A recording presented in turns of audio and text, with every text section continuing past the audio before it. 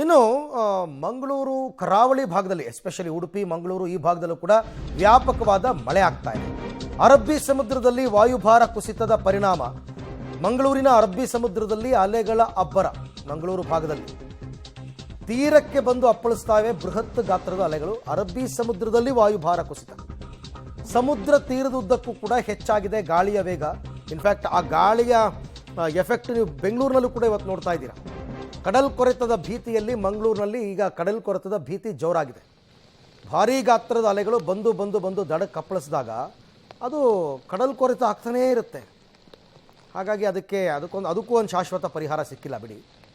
But ಈಗ ವಾಯುಭಾರ ಕುಸಿತದ ಎಫೆಕ್ಟ್ನಿಂದಾಗಿ ಕರಾವಳಿಯಲ್ಲಿ ಭಾರೀ ಗಾಳಿ ಮಳೆ ಆಗ್ತಾ ಇದೆ. ಇನ್ನು ಉಡುಪಿಯಲ್ಲೂ ಕೂಡ ಚಂಡಮಾರುತ ಅರಬ್ಬಿ ಸಮುದ್ರ ಪ್ರಕ್ಷುಬ್ಧ ಸ್ಥಿತಿಯಲ್ಲಿದೆ. ಉಡುಪಿನಲ್ಲೂ ಕೂಡ ಅಲೆಗಳ ನಡುವೆ ಸಿಕ್ಕಾಕೊಂಡಿವೆ ಮೀನುಗಾರಿಕಾ ಬೋಟ್ಗಳು. ಅದಕ್ಕೆ ಈಗ ಸ್ಟಾಪ್ ಮಾಡಿಸಿದ್ದಾರೆ. ಹರಸಾಹಸ ಪಟ್ಟು ದಡ ಸೇರೋದಕ್ಕೆ ಮೀನುಗಾರರು ಪ್ರಯತ್ನ ಪಟ್ಟಿದ್ದಾರೆ. ಭಾರೀ ಗಾತ್ರದ ಅಲೆಗಳಲ್ಲಿ ಬೋಟ್ನ ಸಿಸಿ ಕ್ಯಾಮೆರಾದಲ್ಲಿ ಕಡಲಬ್ಬರದ ದೃಶ್ಯ ಸೆರೆಯಾಗಿದೆ. ವಾಪಸ್ಸಾಗ್ತಾ ಇರುವ ಮೀನುಗಾರಿಕೆಗೆ ತೆರಳಿದ ಬೋಟ್ಗಳೆಲ್ಲ ವಾಪಸ್ ಆಗ್ತಾ ಇವೆ. ಬೆಂಗಳೂರಿನಲ್ಲಿ ನೀವು ಅದರ ಪರಿಣಾಮವನ್ನು ನೋಡ್ಬೋದು. ಇದು ಅರಬ್ಬಿ ಸಮುದ್ರದ ಎಫೆಕ್ಟ್ ಇಲ್ಲಿ ನೋಡ್ತಾ ಇದ್ದೀರಲ್ಲ, ಇದು ಸಿಸಿ ಕ್ಯಾಮ್ರಾ. ಅವರಿಗೆಲ್ಲ ಅನುಭವ ಇರುತ್ತೆ, ಇಲ್ಲಾಂದರೆ ಹೆದರಿಕೆ ಆಗಿಬಿಡುತ್ತೆ. ಮಧ್ಯ ಸಮುದ್ರದಲ್ಲಿ ಹೀಗಾಗ್ಬಿಟ್ರೆ ಹಾಗೂ ಹೀಗೂ ಮಾಡಿ ಈಗ ಅದನ್ನು ದಡಕ್ಕೆ ತರುವಂತಹ ಪ್ರಯತ್ನವನ್ನು ಮಾಡ್ತಾ ಇದ್ದಾರೆ.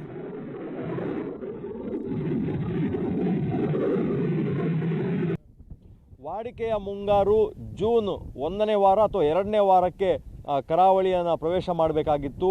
ಆದರೆ ಮುಂಚಿತವಾಗಿಯೇ ಮಳೆ ಬಂದಿದೆ. ಅರಬ್ಬಿ ಸಮುದ್ರ ಮತ್ತು ಬಂಗಾಳ ಕೊಲ್ಲಿಯಲ್ಲಿ ಚಂಡಮಾರುತ ಎದ್ದಿರೋ ಕಾರಣ ಉಡುಪಿ ಜಿಲ್ಲೆಯಾದ್ಯಂತ ವಿಪರೀತವಾಗಿ ಮಳೆ ಸುರಿತಾ ಇದೆ. ಅದರ ಜೊತೆಗೆ 50ರಿಂದ 55 ಕಿಲೋಮೀಟರ್ ವೇಗದಲ್ಲಿ ಗಾಳಿ ಕೂಡ ಬೀಸ್ತಾ ಇರೋದ್ರಿಂದ ಮೀನುಗಾರಿಕಾ ಚಟುವಟಿಕೆಗಳು ಬಹಳಷ್ಟು ಮುನ್ನೆಚ್ಚರಿಕೆಯಿಂದ ನಡೀಬೇಕು ಅನ್ನುವಂಥ ಸೂಚನೆಗಳನ್ನು ಕೊಡಲಾಗಿದೆ. ನಾವು ನೋಡ್ಬೋದು ಅರಬ್ಬಿ ಸಮುದ್ರದಲ್ಲಿ ಫಿಶಿಂಗ್ ಚಟುವಟಿಕೆಗಳು ಹೇಗಿದೆ ಅನ್ನುವಂಥದ್ದು.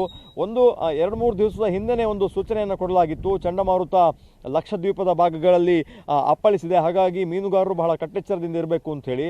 ಹಾಗಾಗಿ ಒಂದು ವಾರದಿಂದ ಯಾರ್ಯಾರು ಪ್ಲ್ಯಾನ್ ಮಾಡ್ಕೊಂಡಿದ್ರು ಫಿಶಿಂಗ್ಗೆ ಹೋಗಬೇಕು ಅನ್ನುವಂಥವ್ರು, ಅವರೆಲ್ಲರೂ ಕೂಡ ಮಲ್ಪೆಯಲ್ಲಿ ಲಂಗರು ಹಾಕಿರುವಂಥ ದೃಶ್ಯಗಳನ್ನು ನಾವು ನೋಡ್ತಾ ಇದ್ದೇವೆ. ವೈಟ್ ಮತ್ತು ರೆಡ್ ಕಲರ್ನಲ್ಲಿ ಇರುವಂತಹ ಬೋಟ್ಗಳು ಅದು ಡೀಪ್ ಸಿ ಫಿಶಿಂಗ್ಗಳು. 15 ದಿವಸಗಳಿಗೆ ಸಮುದ್ರದಲ್ಲೇ ಇದ್ದು ಫಿಶಿಂಗ್ ಮಾಡುವಂತಹ ಬೋಟ್ಗಳು. ನಾವೀಗ ದೃಶ್ಯಗಳಲ್ಲಿ ನೋಡ್ತಾ ಇರುವಂಥದ್ದು ಯಾರ್ಯಾರು ಅರಬ್ಬಿ ಸಮುದ್ರಕ್ಕೆ ಫಿಶಿಂಗ್ಗೆ ಹೋಗಿದ್ದಾರೆ, ಜಿಲ್ಲಾಡಳಿತದ ಮತ್ತು ಹವಾಮಾನ ಇಲಾಖೆ ಒಂದು ಮುನ್ಸೂಚನೆ ಬಂದಿತ್ತು. ಯಾರ್ಯಾರು ಫಿಶಿಂಗ್ಗೆ ಹೋಗಿದ್ದಾರೆ ಅವರು ಯಾರು ಕೂಡ ಕಡಲಿಗೆ ಇಳಿಬಾರ್ದು ಮತ್ತು ರಿಸ್ಕನ್ನು ತೆಗೆದುಕೊಳ್ಬಾರ್ದು ಅನ್ನುವಂಥ ಹಿನ್ನೆಲೆಯಲ್ಲಿ ಈ ಸೂಚನೆ ಕೊಟ್ಟ ನಂತರ ಆ ಬೋಟ್ಗಳು ವಾಪಸ್ ಬಂದರಿಗೆ ಬರ್ತಾ ಇರುವಂಥ ದೃಶ್ಯಗಳನ್ನು ನಾವು ನೋಡ್ತಾ ಇದ್ದೇವೆ.